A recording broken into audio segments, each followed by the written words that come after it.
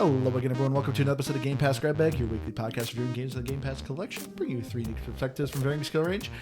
I am the blue plumber of this episode, Andrew. With me, our green man, Keith. Hello. Was that excited enough for you? Aaron, I got called out last week, so, just make it better. And the one who breaks the mold, well, more finds the glitch in the mold, Liz. Hey, guys. And this week was another game I picked because we covered the first one earlier. And I think this is a really nice indie gem that I feel like a lot of people need to check out. But we checked out the sequel. We checked out Supraland 6 Inches Under by Supra Games. Supraland is a first-person metroidvania puzzle game, where in this one you are playing a little clay guy who, in the first one you're playing a red guy, in this one you're playing a blue plumber. And essentially you are in a small little village in a sandbox. And in the beginning, you find out the sandbox is kind of being taken over by a small child, and he's starting to destroy your land, and you end up collapsing deep within the sandbox, or 6 inches under. And you are trying to save the residents of the blue and the red town and trying to get back up onto the surface. But going around, Keith, was this game or pass for you? I loved the first Supraland. I thought it was a ton of fun. And Same. Supraland 6 Inches Under did not fall flat. I think it picks up, and it's every bit as fun as the first one was, and it's definitely a game. For me, it's a game with a but, because this game... There's no buts in this game. Everyone's fun. That's true. Very true. I personally wouldn't have kept playing if I wasn't doing the podcast, because my game crashed and I lost 45 minutes. Ooh. And then it crashed a couple times, which with the puzzle game, it's like the worst kind of game for a game to crash, or at least for me, because I'm not good at puzzles. And there are also some bugs that made navigation 1,000 times harder. Andrew can attest to that. And so for me, it just like, as it is now, I would maybe wait, but overall it's a game. But yeah, for me, it's just like, it did waste some of my time. And that everybody knows that's what really grinds my gears. But I actually thought that this one, I don't know if it's just because I don't want to say I've gotten better at puzzles, but I may have. Like, I find this to be more accessible and easy. And I don't know if that's true, or maybe I've improved a little bit. So yeah, I'll give it a game, but I also don't recommend people play it now. Well, I mean, if you're like me, sometimes 45 minutes of gameplay is just running around trying to figure out a puzzle, and there's actually no loss for me. But not to poke holes in you, and I'm making fun of myself is what I'm doing. Well, I mean, if it was me figuring out the puzzles, I wouldn't have been irritated. But it was towards the beginning where I'm like collecting the coins, the upgrades, in order to get to the next area. And it was just a lot of collecting. And so for me, it was just like, oh, now I got to find all the little coins again. And that's is it that, when you have to get like Liz, you love collecting, though. I do, but I'm not great at platforming and puzzling and whatnot. So for me, this is also a game. For Supraland 6 Inches Under, I want to say I feel like this one wasn't as good as the first, but it is still very good. This is what I love about Supraland is it very much reminds me a little bit of like Portal. It does have some pretty cheeky humor, some pop culture references. The puzzles to me are such a sweet balance of being challenging but not too hard. Like I ended up not looking anything up, and I was able to beat this game. But I think how the levels are designed are really impressive, because to me, like, every time you're in an area, you can kind of see what the puzzle is. All right, here's a jump pad that's turned off. But the game is just constantly littered with, like, breadcrumb trails. So it's like, okay, I see this pad's off. Oh, but I see a wire. Let me follow this wire. Okay, it's at a battery station. It doesn't have a battery, so I need to find a battery. So, like, everything is just really kind of easily broken down, and I love it. And as you're playing, you're just getting new abilities, so you can go back to old areas to solve other puzzles that you might have missed. Very Metroidvania style. This game is just a ton of fun. I really, really like Supraland.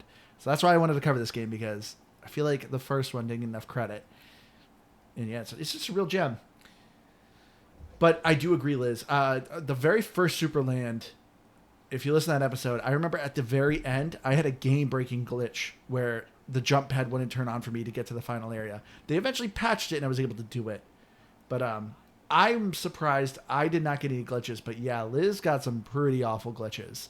But the developers are actively working on this game, so hopefully majority of the stuff will be worked and if out. you Google it, there's a lot of people like me that are struggle busting with the glitches. I did have at least one crash. I didn't lose a ton of progress, so it wasn't all that big of a deal, but I was, I walked into a room and someone started talking to me and the game just shut down. Oh, okay. I'll come back to that. But other than that, I got some frame rate dips. yeah, I got a couple of those. I got a couple areas where I think I got like kind of stuck in some of the map a little bit. Like you just try to jump between two rocks and you get stuck. But outside of that, I can't think of anything. And I'm not saying obviously that it didn't happen and that they don't exist, but I was pretty fortunate. I actually didn't run into anything outside of maybe those couple small things. Yeah. But let's get into the story. So I like I said, you're playing a small clay creature, like these small clay people that are in a sandbox. It's clearly kind of a children's play box. So everything's very built with Legos or Lincoln Logs, like cardboard boxes. Like everything just looks like a child toy. And the game takes place right at the end of the first one, which the first one was all about red versus blue, but now they're all happy together.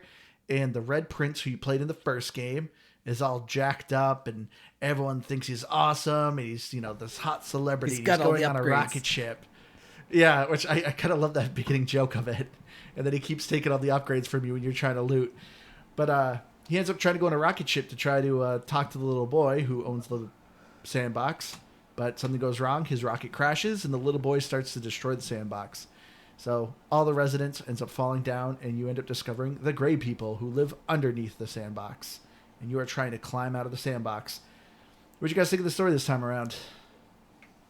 Means to an end. I liked the storytelling aspect of it, and I thought it was amusing and fun as I went through it. But I mean, I don't know. It's kind of just there's this hidden society, and you have to get to the top. I think right at the end. It's hard to tell because it said I was like 35% of the way through the game. Yeah, 50% is technically when you beat the game. Like 45, 50% is when you beat the game. Then I must be right at the end. I know I'm talking to whatever the head boss's name is. He's like trying to stop me as I go through a bunch of mazes or puzzles. Yep, yeah, you are near the end. But anyways, I don't know. I there was nothing special about it, but it was good for the aesthetic of the game. It was good for what it needed to be, and yeah, there was nothing overly intriguing, I didn't think. I agree with Keith, but I really did love some of the humor in it. And like you were just talking about the gray people, and like that one of them was like, oh, like saying like, oh, you're supposedly from, up above. I don't believe you, or and stuff like that. But I just thought that it was actually pretty funny. So I think that's what I mostly liked. Well, I guess I'm going to be different from you guys, and I was actually very disappointed in this game's story. The first one's story was actually good. Like the first one, it actually had some twist to it, and it was way more fleshed out. It also had way more humor. This one was very generic. It is very much just like, get to the top, and it's just, I was expecting bigger twists like they did in the first one. But yeah, by the end and how the story kind of wrapped up, I was like, that was it? Like, oh, that's kind of disappointing. In all fairness, I don't really remember the first game that well, and I definitely don't remember the story at all. But I just meant like it's all right. I mean, I don't think it was anything special, but I mean, wasn't like upset about. I mean, I definitely think that there could have been more, but overall, I didn't mind it. I was just hoping more. It's not bad. It's just okay. Like this is what I mean. This is just like the first thing when I'm saying of like I think the first one's better. And my first case here is the story, which, you're not playing it for the story. You're obviously playing it for the puzzles, which the puzzles are great. But I was expecting a little more dialogue, and I was expecting more characters, because that's the thing in the first one. I felt like I was exploring more areas, and there was more interesting characters. In this one, like, there's same with enemies. There's really not a lot. No, there's actually way more enemies in this one, enemy variant types, than in the first one. That's the one good thing. But like the quantity, though. Yeah. Oh yeah, quantity's down, which just kind of stinks. But at least in the first one, like, there was funnier characters because like there actually is an achievement. There's a secret area you go to, and you meet a guy who is talking about the first character you played in the first one, the Red Prince, where he's like, oh, I met this guy who gave me a diamond pickaxe, but it was fake and it broke. And I actually remember there was a side quest where you had to do that. You gave a guy a fake pickaxe. Yeah. And so they brought this guy back and they're telling this story about it. And it's like, oh yeah, like I actually remember that. That was actually a funny thing. But like there's no real moments like that in this one. And even too at the very end of the game, you create like in the first game, you create like this fake messiah for this group of people. He has like a really goofy face. He's purple. He has like a fake halo. And you actually see him at the end of the game. And it's like, I remember this character like this character. That was a funny side quest. But there just wasn't any really of that in this one, which was disappointing. Yeah, I can't think of anything overly special. And it's funny you mentioned that. I thought even better, though, was on top of that joke where they threw in the fact that he's sneaking around behind that guy, just like stealing parts from him. Oh, okay, so you found the secret too? Yeah. So I thought, like, Yeah. that whole part I thought was pretty funny. And I don't know, I thought throughout it there was definitely moments of littered humor and all of that. But I guess I'll be honest, I'm kind of with Liz. I kind of don't fully remember the first one, and I don't think I got close to beating the other one. I want to say I maybe only got halfway through it because I do think it was a lot bigger. And It was. so I was just I don't know how true this is. It's literally like I had seen this a while ago. Is that essentially this was supposed to be a DLC for the first Supraland, but as they were building it, it kind of grew bigger than they expected, so they created it as its own game. So I still think if that's true, then it kind of makes sense where it's big enough to be a game, but it's not quite that big, and I think that could kind of be why it feels that way. Well, you make me. I'm trying to remember something too, because like, so you're definitely 100% right. Like, this to me feels like DLC, and which they kind of make a joke about it because at the end, I didn't know if there was DLC for Supraland, the first one, which it looks like there was, because at the end of the game you meet some orange people, and the guy's like, "Yeah, I'm from Orangeburg," and everyone's like, "What's Orangeburg?" And he goes, "Yeah, a lot of people don't play the DLC." So they kind of make a joke about it, and like in this game too, like it felt like it was a DLC of just how it works, but you know, it is like definitely bigger than DLC because I mean playtime you're looking between like 8 hours, which I think I beat the game in like 7 hours. But of course, like we were saying, when you beat the game, you're only like halfway through. There's a ton of just additional puzzles when you actually beat the game, so there's plenty of stuff to collect and explore. But yeah, I could totally see that this was trying to be DLC. So yeah, it does feel like it could be DLC because you obviously are still getting a lot of the same gadgets. Like there wasn't a crazy ton of new abilities. So I could see how this could be DLC, but like I said, the great thing about Supraland 6 Inches Under is it's very much like the first one. If you played the first one, like I said, the puzzles are just a ton of fun. This is a first-person metroidvania type of style game where you're walking around. You first start with just like a basic pickaxe. Eventually, you can jump higher. Eventually, you get the ability to crouch. Eventually, you can summon a cube. Like these abilities that you keep getting just keep opening up the game, and it's so much fun. And I loved the puzzles in this game. The puzzles are absolutely my favorite part about the gameplay. Because, like Liz... But I hope so, because, it's kind of the whole game. Well, I mean, I guess, yeah, that's kind of... Unless you're like Liz, who just enjoyed doing the laundry in Arcade Paradise, you could be like that. Well, I mean, I guess part of what I was saying is, that, like Liz, I'm typically not always a big fan of platforming. I like platformers, but I don't always like platforming because I'm not great at it. But that... and unless they're 2D. True. But... As far as Supraland goes, there are definitely moments where you're like, that doesn't seem like it should work. But there's also plenty of times where things do work that you're like, oh, that also didn't seem like it should work. So it's kind of like no pun intended on the fact that you're playing in a sandbox. There are points where it kind of feels a little sandboxy, where there may be multiple ways to solve a puzzle. But there's always a correct way and a way that is the most efficient way to do it. But I don't know. I feel like there's ways to fudge around it, and it's kind of the fun of the gameplay to me, at least in the puzzles. I think one thing I didn't like about the puzzles is, again, the game was very buggy for me. And there were times where something wasn't working and I would try over and over and over and over again. I'd be like, there must be another solution. So I try to figure it out. And eventually, it's a puzzler. I had a YouTube up at some point. That's going to be my question. How much you had to look up? I mean, of course I did. But there was one that the entire time that I was like trying to do it and it wouldn't work. So I was like, that can't be it. And I was trying other stuff. My game was bugging. It was supposed to work and it didn't. So there were sometimes it seemed like the jumps and stuff, like it's like, am I supposed to make it? Like I'm right at that edge. And so I felt a lot of the time I didn't know if I was supposed to do something or not. So I also, when it comes to puzzle games, I just like, when I have the YouTube up, it's like I'm playing with somebody. You know what I mean? It's like you're playing with your friend. And like a lot of times I wouldn't need it, but... I mean, it's fun. I love watching people play games. Do you feel that way too when you watch a movie? What?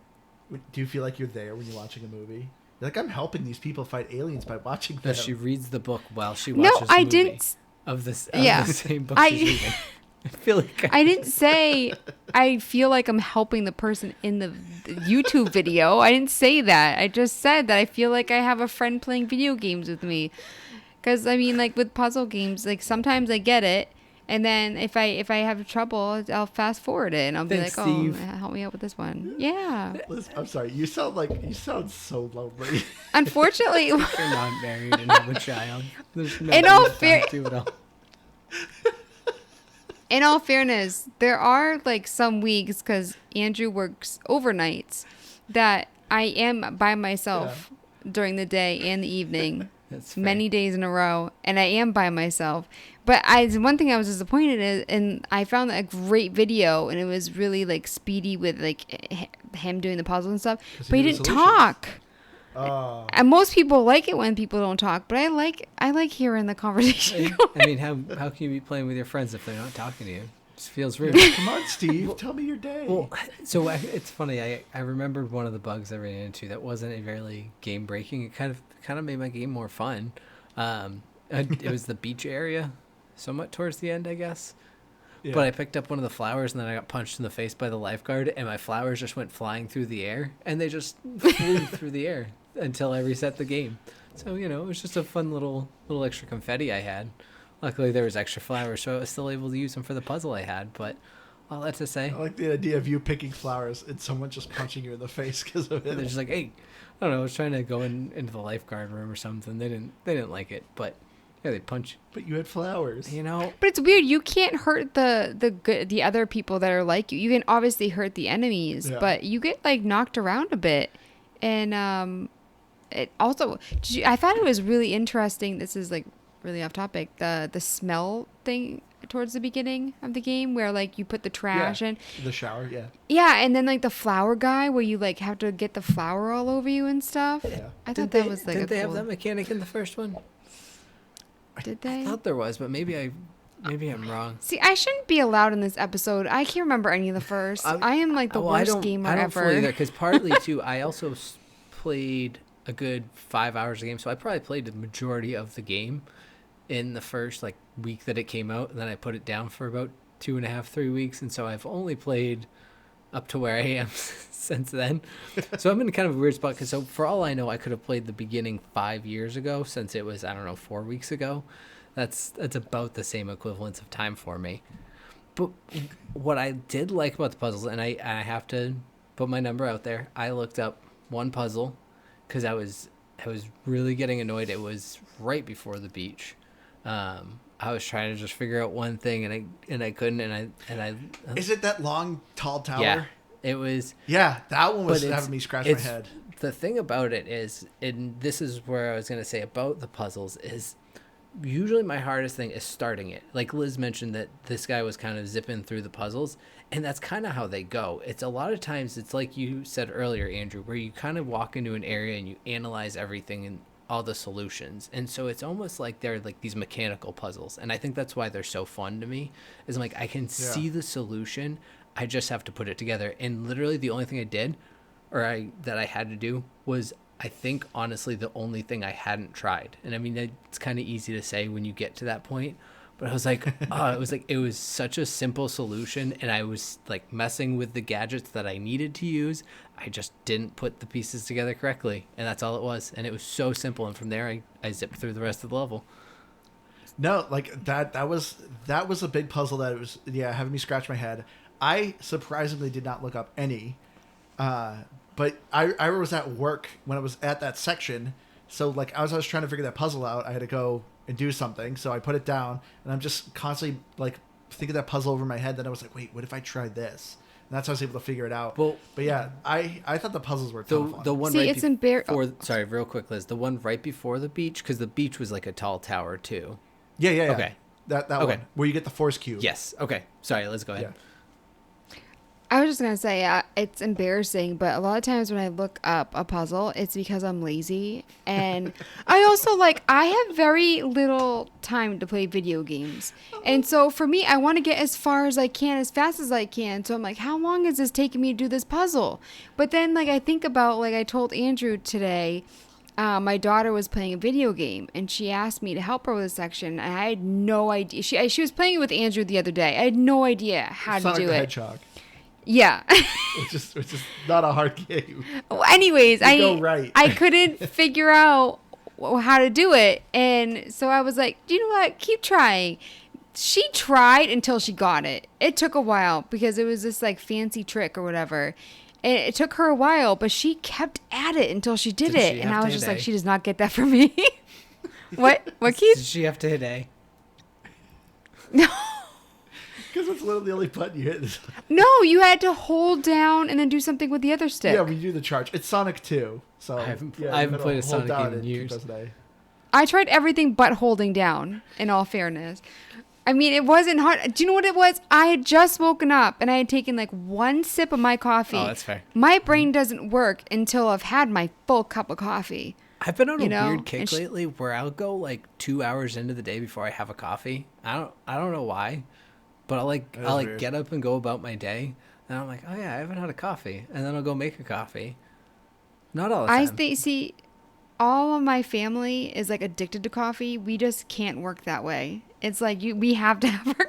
I think it's everyone in my family. It's you wake up and you need that caffeine. Amber intentionally wakes up early on the weekends because she wants to beat everyone awake so she can sit on the couch before everyone wakes up and drink her coffee in silence. And I don't want to get up early to do that, but I also appreciate and respect that because, there's something to be said for a nice quiet cup of coffee.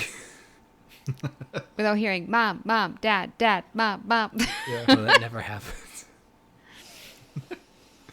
But Liz, I love that you gave this a game, but you're like, yeah, I didn't really play it. I just like to watch people play it. No, I really did try. No, I really did try. I wasn't looking through a walkthrough and doing it with the walkthrough, which I have done with games before. Yeah. I had it going, and as I was playing certain sections, I would try to do it myself, and I couldn't figure it out. I would either rewind it or fast forward it or whatever to figure out. But I didn't even go the same way that the person was going in the YouTube video, because at one point, I went back. So, and then I would just scroll and find it later, but I just, had it going. But I genuinely did try with this game, and I really didn't need help with a lot of puzzles. Well, I think that's still at least the really good thing about Supraland is, it's not that hard. It's not that hard, but it's not just the puzzles. I just think the overall movement of the game is a ton of fun. The abilities you get are just cool. You get a tether gun that literally can create a rope. First, it just connects wood to wood. Then eventually you can connect it to gold. Eventually you get a magnetic belt that lets you hover, and then you get the ability where the belt can repel you from magic or from metal and shoot you through the air. The navigation and just the ability to go around and explore every single nook and cranny of a level is just so much fun. I love the navigation in this game because this game is all about you just going to every single nook and crevice on the wall to find a hidden secret. There's just a ton of littered secret chests, and they're well worth your time. Well, for the most part, I kind of say that. Yeah, the only because this is another one of my complaints I have with Supraland too. But yeah, when you're getting this stuff, you're getting upgrades, permanent health upgrades, permanent crit chance upgrade. You're getting significant upgrades to your character as you're finding these secrets, which makes your character incredibly overpowered. But as I said, what I'm complaining though about is the combat. the combat in Supraland 6 Inches Under was way disappointing compared to the first one. And it's weird. In the first one, I swear there's like 3 enemy types. But in this one, in Supraland 6 Inches Under, it's like there's a significant amount of new enemies. But there's not a lot of combat. You're in a handful of arenas, and that's it. Like, my health bar is 16. I never got close to dying in combat, except for the very beginning of the game when I only have like 3 health bar. But the only time I've ever died was falling into lava usually, or walking the fire. And it's just, the combat, I wanted so much more, which is so disappointing. Yeah, the enemy types, even still, there's more, but none of them felt remarkable in any way. They were all very generic and, I don't know, just weird. I mean, yeah, you got a shooty guy. Like it kind of just... You got a generic guy, bigger generic guy. Yeah, kind of just expanded on your basics a little bit. Yeah, like magic shooty guy and like shieldy guy, like all those types of things. But I'm not complaining about it other than I think you're right. It just felt lackluster. I think where I was in the game, it gives you, like when you go to the pause menu, there's a counter. And I think it's like 150 kills. And that includes, I think, times where you've killed enemies, I assume, and died. So even in total, I've fought probably less than 200 enemies, right? Like, or roughly the amount that I've killed, give or take. And I've died like 15 times, like you said, mostly to lava. So the combat it's like there just to be there. And I can find with the puzzles being the shining spotlight of the game play. It's the most fun, and I wanted to do more puzzles, but I don't know, I would have wanted to have more fun. Like, let me use more of my skills against the enemies, not just for traversal and puzzles. Yeah. Which, like, even too, at the end of the very first Supraland, the final boss was you fighting him, but they were also a puzzle. He was like a puzzle within himself, which was really cool. The final boss in this one was, hey, you're solving a bunch of puzzles. Now you can kind of fight the guy, and it's just like a generic fight. Just disappointing. Yeah, that's the room I was in. It's not bad. Like, it's still, like I said, Supraland 6 Inches Under is still a lot of fun. Because since the very first one isn't on Game Pass anymore, and if you haven't experienced that one, like, this one is still a lot of fun. But it just doesn't quite feel like a sequel quality. I completely agree with you guys about the combat. I like that it started to incorporate the other weapons that you had, like with the shield guy, you can pull them and stuff like that. And so they only did it a couple times though. I know, I'm just saying that I like that they at least added something. Yeah. But yeah, for me, I agree with Keith. It was just there. I definitely like died a couple times at the beginning because I wasn't very quick to get extra health bars, but you weren't exploring that hard. Yep. I actually feel like I did find a lot of secret chests though. I was actually proud of myself. Yeah. Oh, it's so rewarding when you get a secret because it always gives you a little prompt that you found a secret. Well, at the beginning, I was just getting like a couple coins here, a couple coins there. But then when you start getting the upgrades, then it's like really exciting. And then I was like, I need to explore like every nook and cranny. Aside from what you get in the chest being secret versus not secret, it was kind of weird that, I don't know, some places they would call secret and some places they weren't. Nope. Some places they would call secret and some places they wouldn't. Because, I don't know, there was plenty of ones that were considered not secret that I was like, boy, this is pretty tucked away. And I thought it was a pretty nifty find versus some of the secret ones were like, oh, I was just scanning the entire area and here was an open door. Like, I don't know. I'm not complaining about the amount of them because overall I think they all felt pretty fun. But I just thought it was weird how they kind of littered the choices of secret versus not secret areas. Yeah, but I mean, there's a ton in this game. Because as I said, you beat the game, and you're essentially at 50%, which you actually get an achievement saying, you're probably about 50% of the game. Well, that now. Makes me feel so much better, because I was like, how have I put this much time in and I'm not that far? Yeah, it's just kind of funny, because it rolls credits, but then when credits roll, it says Act 2. It's like, okay. And I actually looked it up, and it is just like kind of an open world thing. But it's kind of funny, though, when the end credits just kind of made me laugh. Because we'll get into it with music, but there's a really interesting song at the end. And as I'm listening to it, I'm like, man, this is kind of a catchy song. Sure enough, right on the end title screen, it says, this is the name of the song. And it says, yes, it's on Spotify. I was like, okay. Love it. And then, like, the camera, the end credits are like jumping through the different areas you explored, and then eventually it shows like a trophy in like a cave area. And at the very end of the end credits, your character says, "Man, I should probably find that trophy." And like, and there was the exact same thought I had. I was like, "Oh, I wonder where that was." So it's just kind of funny how the end credits rolled. But I think it's weird that it's just the game is like, yeah, this is mostly just about exploring and finding hidden secrets. Well, you know, one of the things I meant to point out about the puzzles that I really liked, and I can't remember if the first one did this or not, was that at least on, I guess, some of the bigger puzzles, you'd have those little radio boxes that you would walk up. No, that's yeah, new. and so you'd walk up, and so this is a good thing to. I don't know that I'd call it a pro tip, but I would call it a tip. Is make sure you're paying attention when you see those on the wall and actually interact with them. Because I think I played a few hours before I actually really paid any attention to them.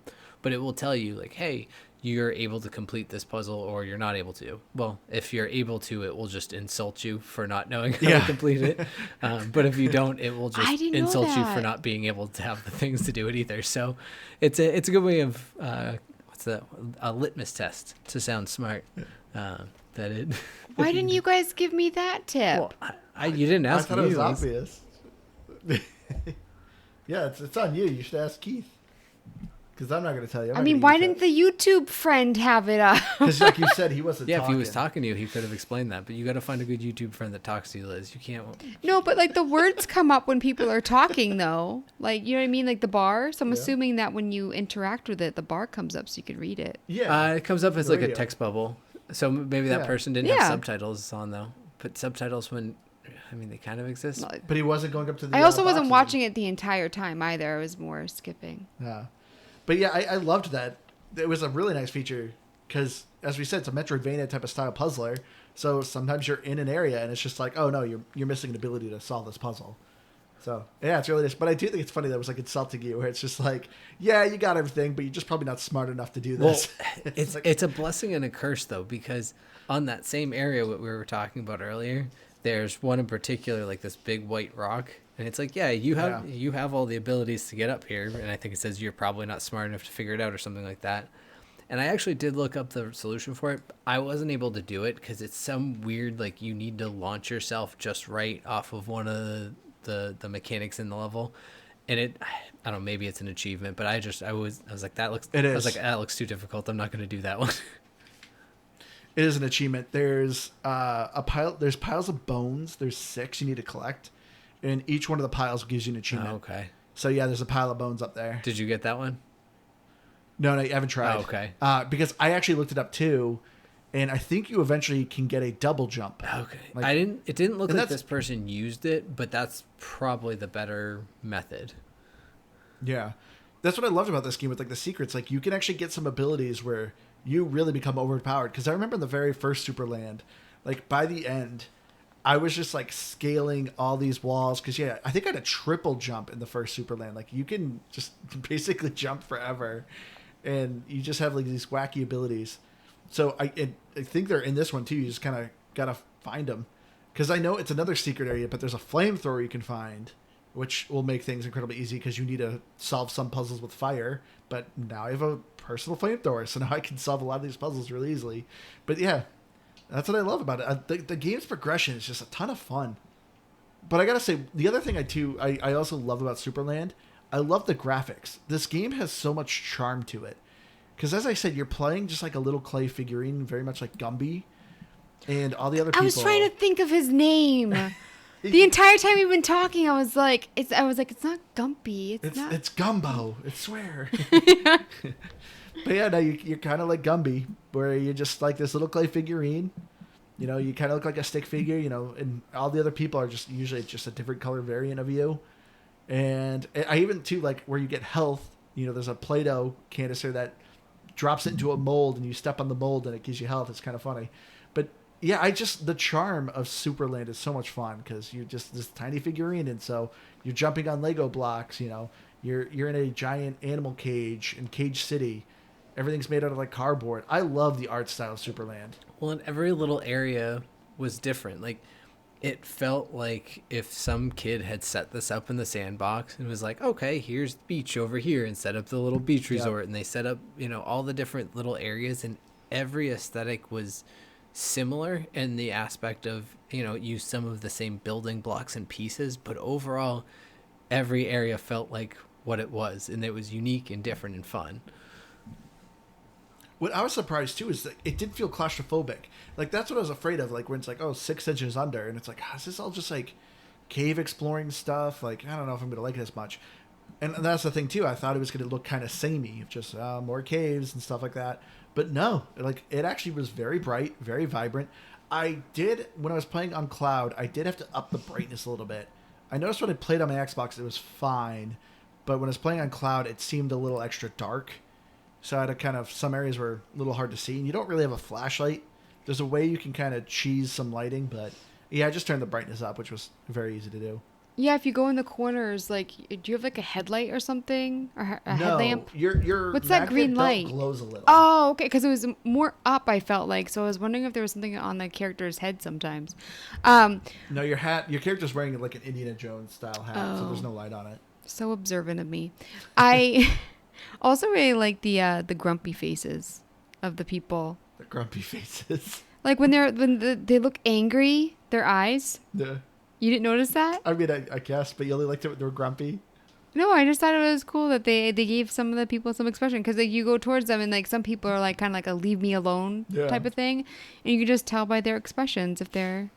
And some people are waving, like I don't know why I'm waving.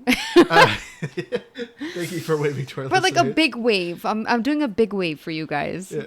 I always like when people in the game, they run like Naruto, so they have their arms behind their backs when they're running.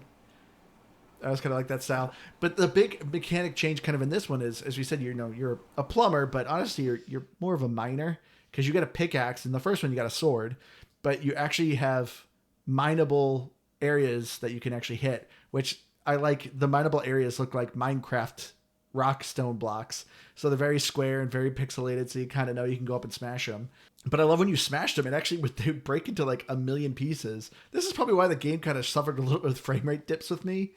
Because, yeah, when you smash things, it just goes into like a million pieces. Yeah, it's probably like it's going to be a weird thing to have like two different graphic types on the screen at the same time.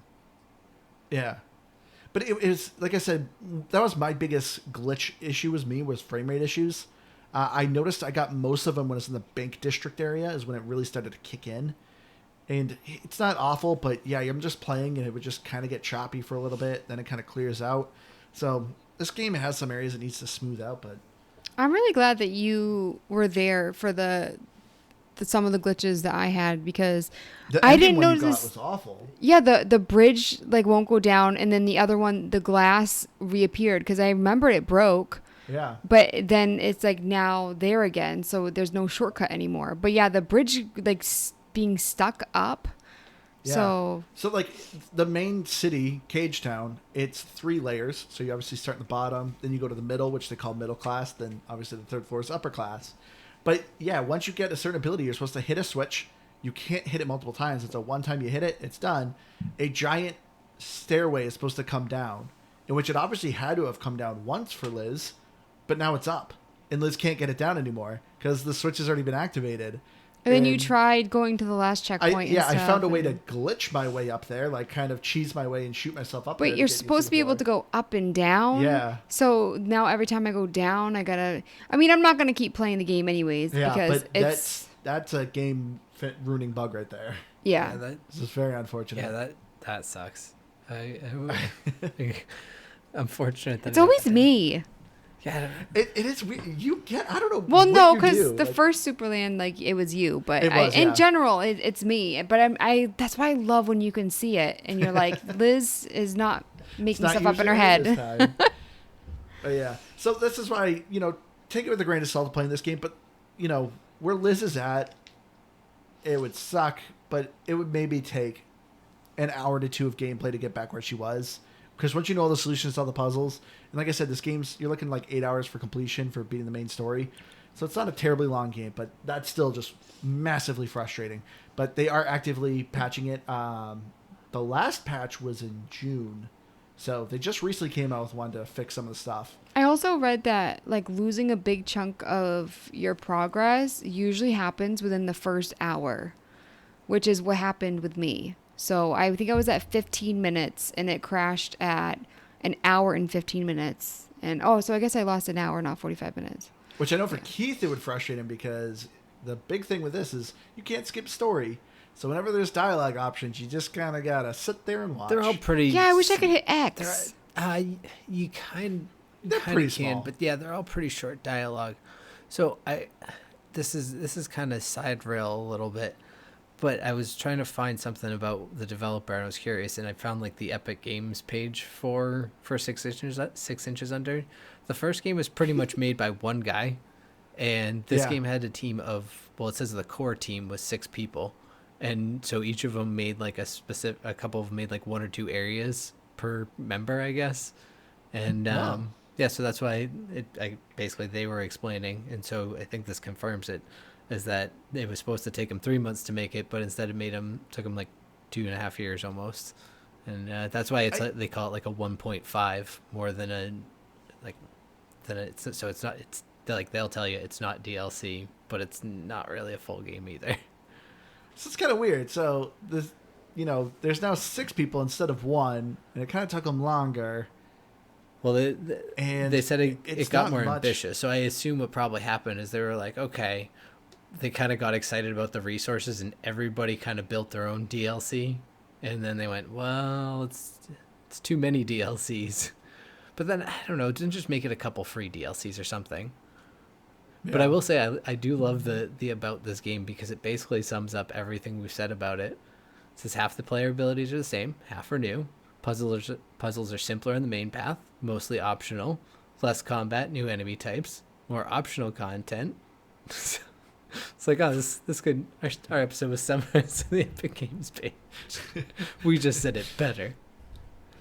But I mean, this is a great thing though. It's like at least this one's on Game Pass. If you like this and you play this and you're like, oh, this is fun, I highly recommend then, if this is your jam, buy the first one, because the first one was so much better. It was bigger, and like the story was better. It's just more fleshed out. I think the first one was way better, but this one is still just a ton of fun. But the other great thing about Supraland is actually the audio and the music. Each area has its own very unique music, which I really liked the bank music. Once you get the district area and you actually go in the bank, you obviously get an achievement called Mission Unlikely. And then even when you talk to people, they're like, oh, this mission seems improbable. It's like, I see what you're trying to do there. But yeah, it has like an actually cool like infiltrating music. And then as I mentioned with Keith, there is a really cool endgame song. It's actually like a jazz song, and it's in German because the studio is German. And it's actually kind of a cool song. Yeah, I put it on this evening after you sent it to me. I was getting Theodore ready for bed, and he was just jamming out to it. And then Amber walked in and she went, what is this? It's music from the game we're playing. I mean, it's no 99 Red Balloons, but it's still pretty good. It is not. For a German But it song. does make sense, though, because they are a German development company. So like that's where the German music comes from, I guess. But it's funny you say that, your kid liked the song, because I played it this morning for our kid, and we went, Piper, do you like this song? And she went, no. But she's also on a massive kick of DK rap, because the Super Mario movie came out. Okay. And so I've been singing the DK rap song, and so we've been playing on Spotify, and she is all about that song. I mean, DK rap is a great song. She may have just been grumpy, too. Yeah, she might have just been grumpy. I mean, granted, it's also just in German. DK rap is easy to sing to, because it's just, Yeah, DK, you keep Donkey playing Kong. it throughout the day, and it makes it so that I cannot possibly get out of my head. Yeah. Morning, Liz has been loving it. Yeah. See, the thing is, have too, I? And you guys, I'm sure, know this because you're experiencing, but children of a certain age, you just can't ask them if they like things. You just let them like it. And it's because if you actually ask them, they're like, oh, well, now I definitely don't like it, because you might be happy that I'm enjoying this thing, so now I definitely don't.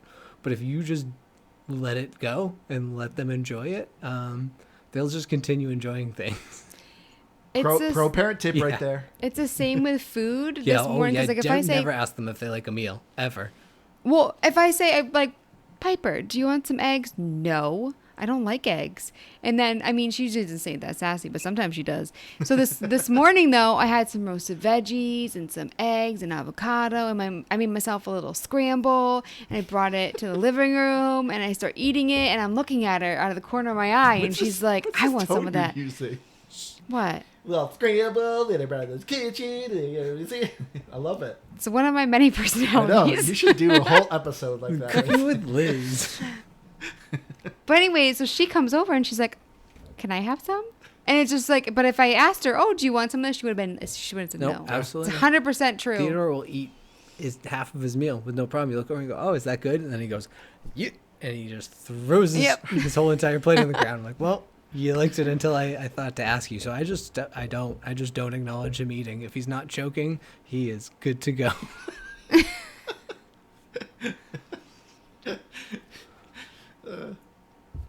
Good advice, Keith. But yeah, so overall, yeah, the soundtrack's good. Check it out. Like I said, it even says, so if you look up Supraland on Spotify, it even says end title song. But of course, like, it's in German, but it's a nice jazzy song. It's pretty fun. No, it is. It is fun, and he says Maserati a lot. I don't know why. I don't know if I heard that. I did. Maybe he only says it once, but he said it, and it was a word I recognized, so I was excited. I guess it goes from a lot to, oh, maybe he said it once. Probably doesn't say it at all. I'm pretty sure he said it. English. Keith's really questioning it. I tried to see if there was an English version, but I couldn't find an English version. Well, there's an English song. Like on the link you sent me, it sent me to 4 songs. Like it sent me to a playlist, and one of them was in English, but I don't think it's the same song in English. It's similar in sound, but it's not as jazzy. Like it seems to have the same tune, but it's not as jazzy and fun. Only Jeremy can be jazzy. I mean, maybe. It's very fun. I liked it. I would definitely listen to it again. Yeah. But yeah, the achievements for Supraland are good. I'd recommend it for achievement hunters because, you know, like I said, you're looking like 8 hours to beat the main story. And when I finished, I think I was at like the 600 something mark. So it was pretty easy to get the achievements. And then the ones I'm missing, the only thing I would complain about with the achievements is they don't explain what the achievements are. They're just super vague. Like one of them was our lawyers made us change the name of it. And I guess it was the name of the first shop you go into, which I didn't. I tried to see what the joke was, but I didn't quite get it. I don't know if it was they had like an appropriate name or something, but yeah, there's some achievements where is it a Fall Out Boy reference? Which I know would be weird, but that's the name of a Fall Out Boy album. Our lawyers made us change the name of this album. Oh, I think you might be right. Which again, I don't get why. Oh. But yeah, then there's like another achievement called Flames, and all the description says is, I played with fire and all I got was this lousy chest. So like the achievements don't tell you what they are, but you know, you're at least going to get majority of them just by playing the main story. So if you're an achievement hunter, like it's at least an easy way to pick it up. And then the ones I am missing, so the only really hard achievement is to find all the chests, which at the end of the game, you can buy an upgrade where it shows you a chest counter, how many are still hidden in the game. And I have like 72 chests left. So it's like, oh, woof. Do they end up on the map? Like you buy an upgrade for your map? Yeah, you eventually buy another upgrade, that has a locator for the chest where it beeps whenever you're near a chest. Yeah, I mean, it's still hard though. Like if you finish the game, you just want to know where it is. Like if you could buy a map that showed you, it would be helpful. Because you can buy a map. Yeah, you can buy a map, but no, that you don't see their exact locations. You just get a metal detector that tells you if a chest is near. And Andrew, you got 725 out of 1,000 gamer score. Keith 430 and me 335. Yeah, because like I said, I ended at like 600, and I was able to quickly get a couple like more achievements that just really kind of boost the score. So overall, it's good for achievement hunters, but it's just kind of hard to find the achievements when you're at the end, kind of mopping up. Are you still looking, Keith? Do I want me to pause for you? I was trying to figure out why. I was trying to see if I could make the connection. But yeah, because it's got to be a reference to that for some reason. But anyways, let's get into our final thoughts here. So, like I said, Supraland 6 Inches Under is good. It's great. I had a lot of fun with it. If you played the first one, you're gonna like this one. If you haven't played the first one and you like this one, highly recommend you just download the first one, because the first one, even though it's older, I actually think is better. I thought the combat was better in it, and I thought the story was better in it, but the puzzles and the platforming are still here. They're still great. They're still fun. The abilities are fun. The story was just a little disappointing, and the combat was there wasn't enough of it. Sorry to interrupt, but do you guys want to know your scores before you give the score for this one? I mean, your scores for the first one? No. Okay. I'm going to guess mine, and then you can... I'm serious. So, for this one, I think I am going to give it an 80. It's good. It is a little buggy. I didn't get many bugs, but obviously Liz did get some. I got some bugs in the first one, but I know in the first one it got fixed because I was able to finish it. So for me, I'm giving this an 80. I'm assuming the first one, I gave it... You said I gave it 2 scores, so I'm assuming at the time, I probably gave it a 70. Because I got a bug right at the end. That was the game-breaking bug score. Yeah. Oh, that's right? Yeah. Oh. I'm assuming I said if it got fixed, an 85. 88. That's close. Dang, that was very close. So, yeah. Yeah. So, this is going to be one of those ones where I'm probably going to shoot myself in the foot. Because I probably liked the first Supraland better, but I really enjoyed this one. But I don't know. I think we've kind of been on a kick of games where I haven't necessarily liked as much. So it's been nice to just really enjoy games. I know. First, Liz was on a streak of hating games. Then you were. And now you both are like, we love games. Yeah. Well, I mean, Diablo's in a weird spot. So there's that. But I just... Yeah, like I feel like I want to give this game a high 80. So like in my head I'm saying I'm going to say 88, but I know I probably gave the first one like an 82 if I'm betting. But I probably like the first one better. But I before I finalize on my score, yeah, I a lot of what Andrew said I think mostly is that the puzzles are just a ton of fun. They're the perfect balance of they're hard to start, but once you get them rolling, like they all just seem to make sense, and they're just a lot of fun, and kind of make you go, oh yeah, and like it gives them that much more of a satisfying feeling when you complete them. So yeah, I'm gonna go with an 88, and it's gonna be counterintuitive to what I probably gave an 82 in the first one. You gave it an 81, so you're very close. I gave the first one a 78, and I think I'm gonna give this one a 78 as well, because I thought this one was a lot more accessible. It was lacking in the story, and I also think that the bugs really just made the experience not so fun, because it was throughout the entire gameplay process. And so I'm trying not to like give it negative points for like losing the 45 minutes and for all little bugs, but I can't help that it made the game less fun. I can't really make myself have more enjoyment. Yeah, so that's why I'm going to give it the same score, because I just can't give it a better score with how aggravated I was. So if the bugs were fixed, I still think maybe around the same score, because I feel like it's more accessible, but I agree. I don't think that this one is better than the first one, so I wouldn't give it a higher score. But I think that if I played the first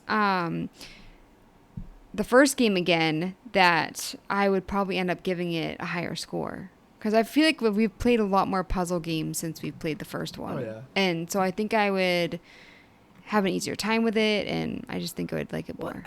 I think one other thing I was thinking, and it's really something you had said earlier, Andrew, maybe I did this a little bit with the first Supraland, but there would be points where like I would put the game down, and then like an hour later I'd just be sitting there and I'd be like going over the puzzles in my head. And I think that's what it like makes me want to rate this so high, is like not even in a bad way of like an hour later I'm frustrated with the game. I'm just like, okay, I'm going to try that the next time. And like just something about a game that makes me like put that much thought into it, I can appreciate. Even though Tunic was like a completely different level, like Tunic was a game similar to that, where like even when I wasn't playing it, it would be in the back of my head like kind of trying to work out puzzles. So that's just a final thought.